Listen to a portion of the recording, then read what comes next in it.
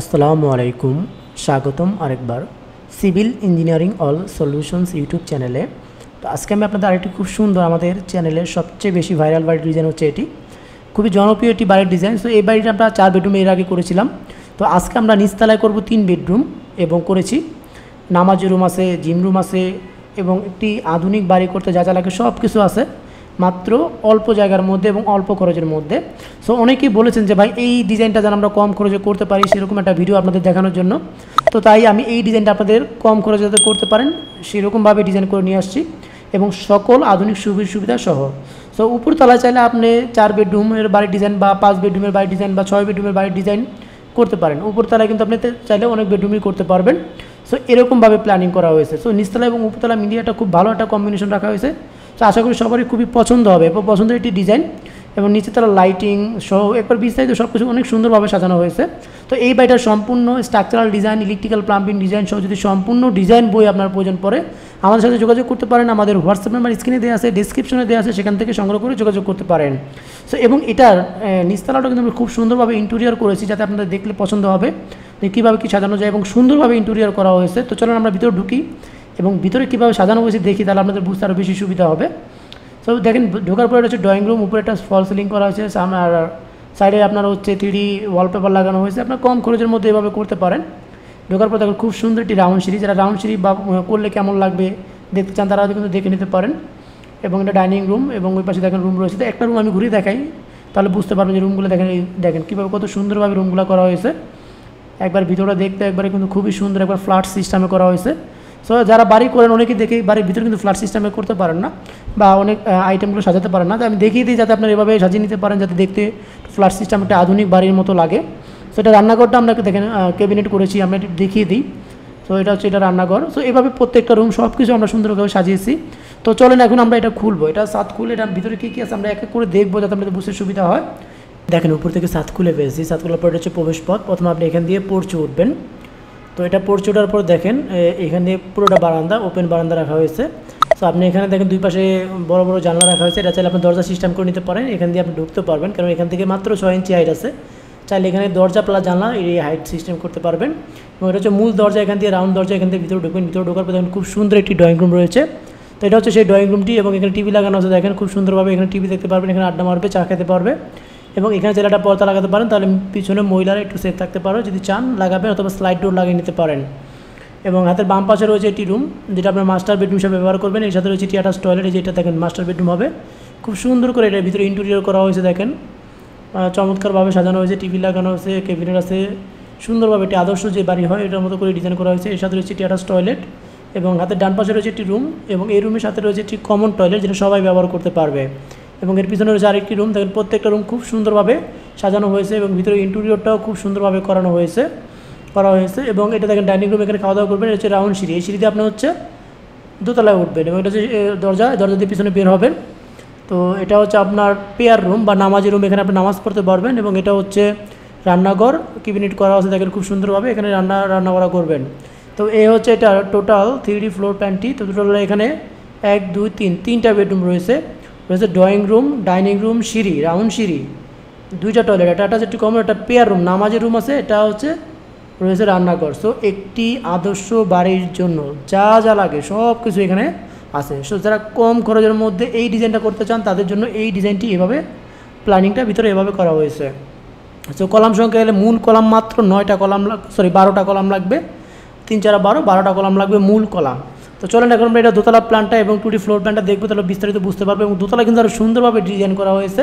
So আধুনিক বিশ্বের কথা চিন্তা করে সব কিছু করা হয়েছে। চলেন আমরা দেখি এটা দোতলার ডিজাইনটা কীভাবে বা প্ল্যানিংটা কীভাবে করা হয়েছে। তো দেখেন এটার গ্রাউন্ড ফ্লোর প্ল্যান এটা এবং ফার্স্ট ফ্লোর প্ল্যান এটা। আমি নিজের মাপটা দেখিয়ে দিয়ে নিচের তলা শেষ করে তারপর আমি ফার্স্ট ফ্লোর ধরবো বা দোতলাটা ধরবো। তো এটা হচ্ছে পোর্চ, দেখেন পোর্চটা আছে এদিকে 13 ফিট 6 ইঞ্চি, এদিকে হচ্ছে আপনার 7 ফিট। তো এটা বারান্দা আছে 3 ফিট 6 ইঞ্চি, বারান্দা আছে এখান থেকে এই পর্যন্ত। আচ্ছা মূল দরজা দেখেন রাউন্ড দরজা দিয়ে ঢুকবেন, ঢোকার পর ডাবল শাটারের দরজা। এখানে ড্রয়িং রুম আছে 13 ফিট 4 ইঞ্চি বাই 13 ফিট, অর্থাৎ খুবই বড় সড়ো একটি ড্রয়িং রুম রয়েছে। বেডরুম 1 12.5 ফিট বাই 13 ফিট, অর্থাৎ বড় রুম।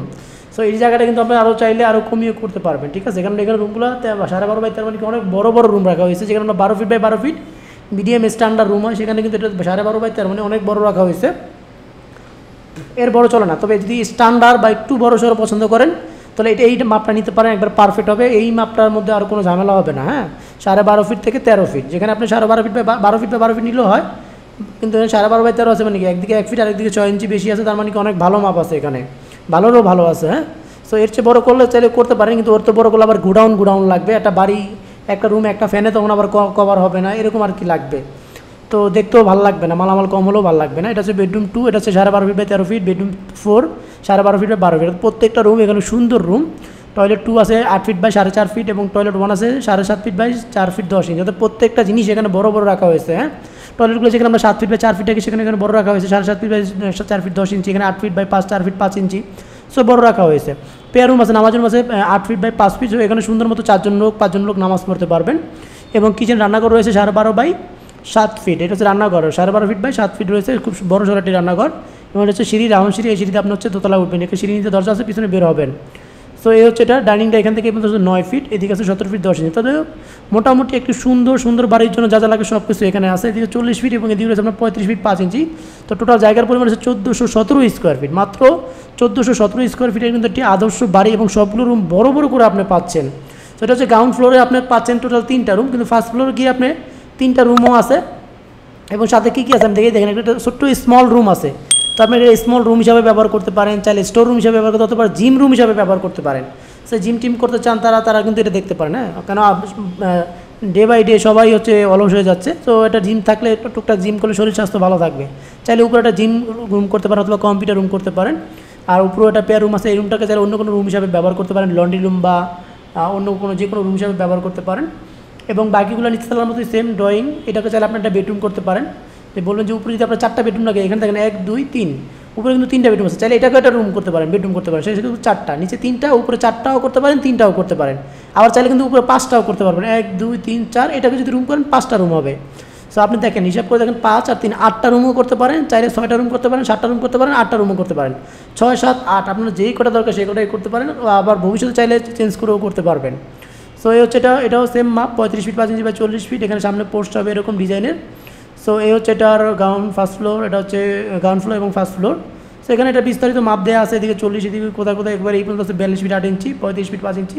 সো এটার বিস্তারিত মাপ দেওয়া আছে, এবং এটা হচ্ছে দরজার মাপ। তো এটা বাড়ি সেম টু সেম করার জন্য দরজার মাপটা অনেক ইম্পর্টেন্ট এবং গুরুত্বপূর্ণ, এখানে সেই মাপগুলো আমরা শো করে দিয়েছি। এছাড়াও এটার সম্পূর্ণ structural design, electrical plumbing design সহ সম্পূর্ণ ওয়ার্কিং ড্রয়িং, চারপাশের ওয়ার্কিং ড্রয়িং যেটা তৈরি করার জন্য প্রয়োজন, ওয়ার্কিং ড্রয়িং সহ সম্পূর্ণ ডিজাইন বই যদি আপনার প্রয়োজন পড়ে আমাদের সাথে যোগাযোগ করবেন। আমাদের হোয়াটসঅ্যাপ নাম্বার স্ক্রিনে দেওয়া আছে, ডিসক্রিপশনে দেওয়া আছে, সেখান থেকে সংগ্রহ করে যোগাযোগ করেন।